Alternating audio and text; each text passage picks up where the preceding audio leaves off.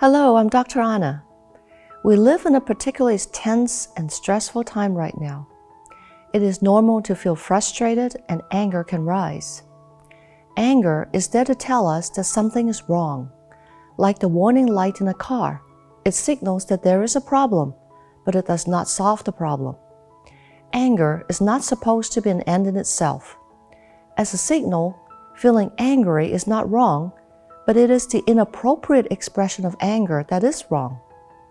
Uncontrolled anger makes everything worse and brings destruction on all it touches.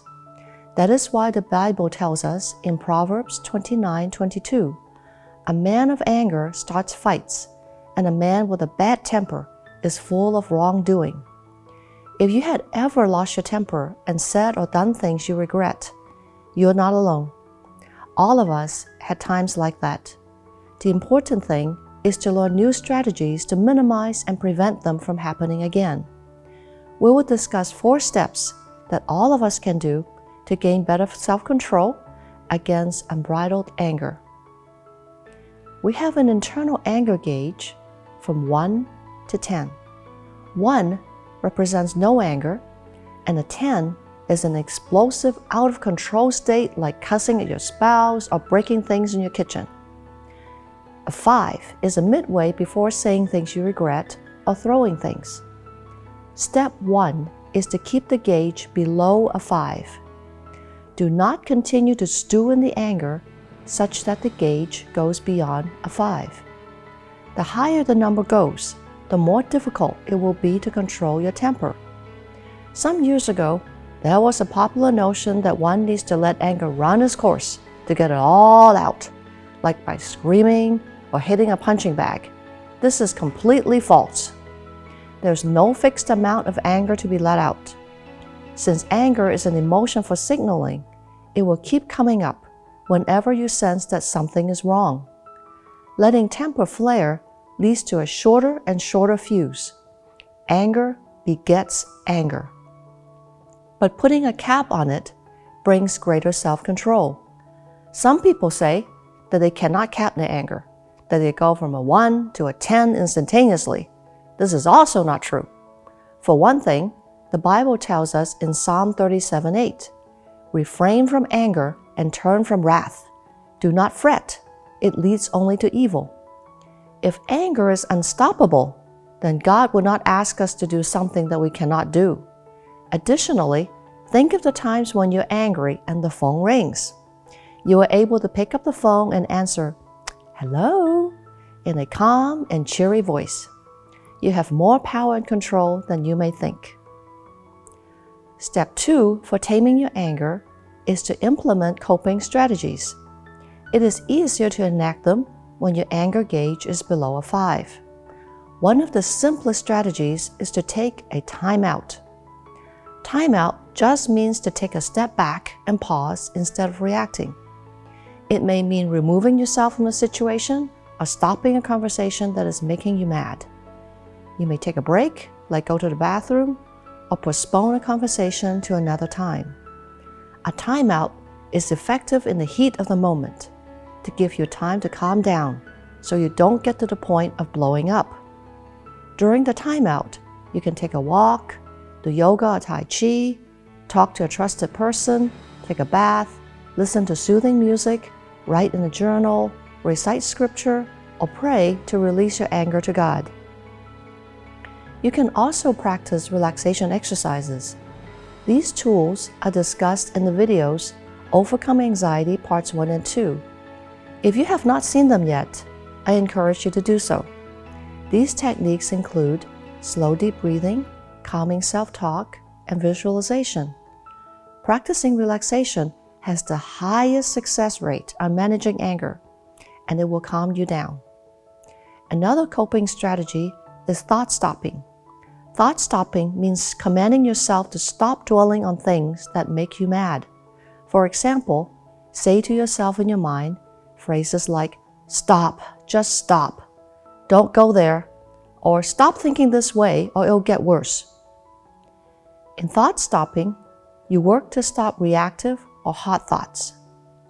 Step 3 is to replace hot thoughts with cool, reflective ones. For example, replace the hot thought of, "He is an idiot," with a cool thought like, "He is human and we all make mistakes."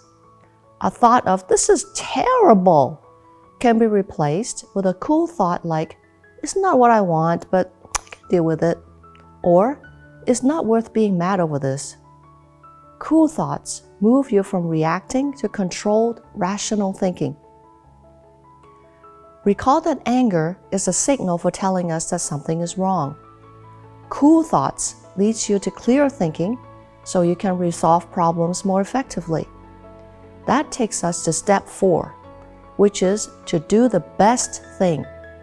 Ask yourself, what will be the best for me, for others, and for this situation? What will be the most effective action? Reflect on your values and on teachings from the Bible.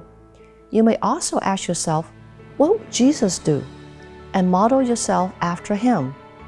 If you have a significant issue, you can pray about it and consult with godly people before deciding on next steps. Let's use an example and go through the 4 steps. Suppose you ask someone a question, but she's texting on her cell phone. You spoke again, but she did not respond. The hot thought of, "How dare she?" came to mind. Feeling that your anger is going up to a 3, you took a time out to the bathroom. While there, you practiced thought stopping and said to yourself, "Take it easy, it's not a big deal. Maybe she didn't hear me." You replaced hot thoughts with cool ones. Then you started contemplating what to do next.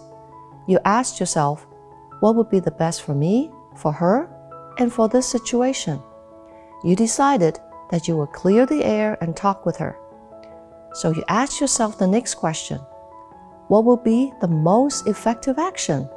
You determined that comments like, "Hey, I'm talking to you," or "How dare you ignore me," would not be effective because they tend to provoke strife. So you approached her and said calmly, "I don't know if you heard me a few moments ago. I needed to ask you a question.